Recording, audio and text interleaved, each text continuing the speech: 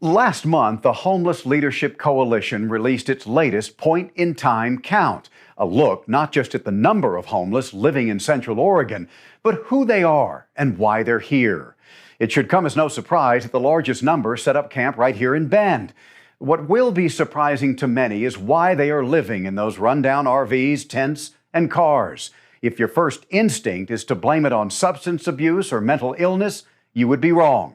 You see, the overwhelming majority are out there for one reason: a run of bad luck.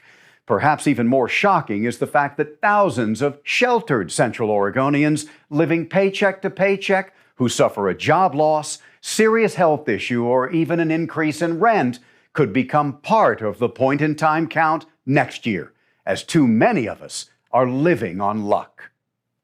License and everything, right? Kids, family, house, car, truck, the everyday Joe here in town living comfortably, and then separation happened and loss of business and then injury. And Chris Daggett knows what it's like to make ends meet with ease. He also knows what it's like not to have two nickels to rub together. A divorce followed by a back injury wiped out his life savings nearly 10 years ago and left him no choice but to enter the ranks of the homeless along China Hat Road. Every day I didn't want to be out here. I wanted the look we get when we go into town or meet anybody and they find out you're living out here is just, it's not a good feeling. The Bend community didn't like or accept what Chris had become, nor was it ready to accept that his fate would become the same as hundreds of others in Central Oregon over the next decade, finding their place at half a dozen homeless hotspots from Dirt World to outside Redmond, along Bend's Midtown corridor and the woods outside of Sisters. The point-in-time count included face-to-face interactions with more than 2,100 unhoused people from Warm Springs to Lapine and everything in between. It includes in-depth interviews with people living in shelters, along neighborhood streets, and even in the woods. It is a snapshot of a growing crisis in our towns and cities and a growing misunderstanding of who and why they're here.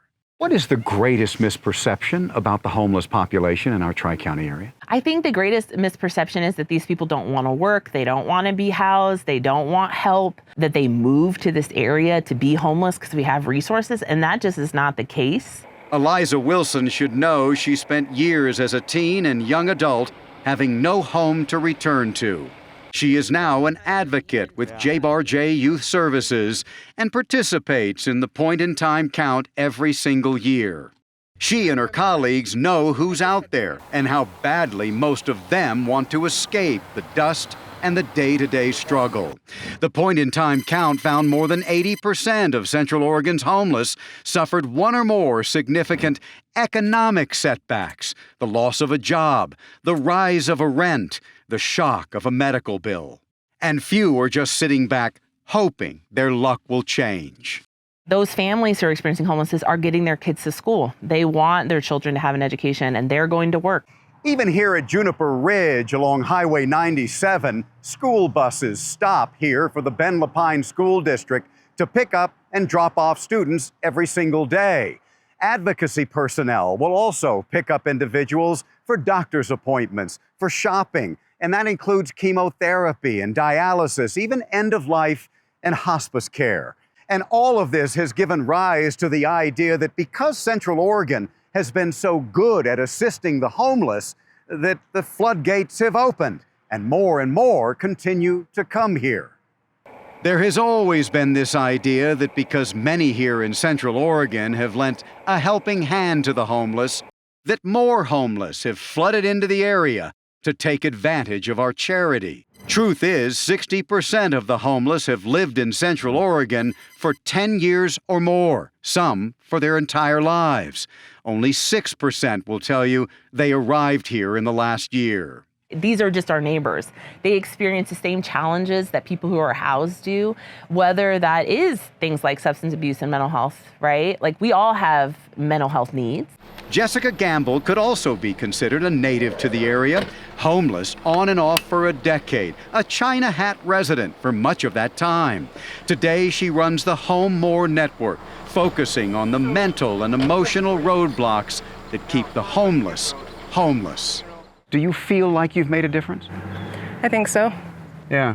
In our first year of funding, we had 16 households get housed on their own accord without rental assistance by helping them to get out of survival mode and empower them into their next chapter. It's a mental thing. It's a mental thing.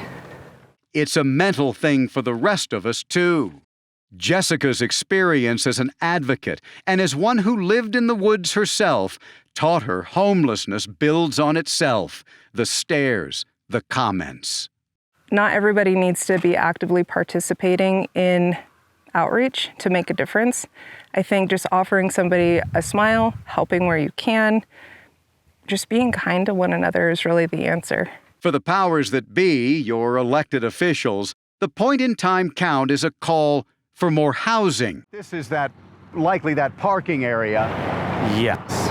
And the 100 units will be back in here. Yeah, 100 plus units. I mean, coast to coast, the communities with the largest homeless populations are those with the least affordable housing.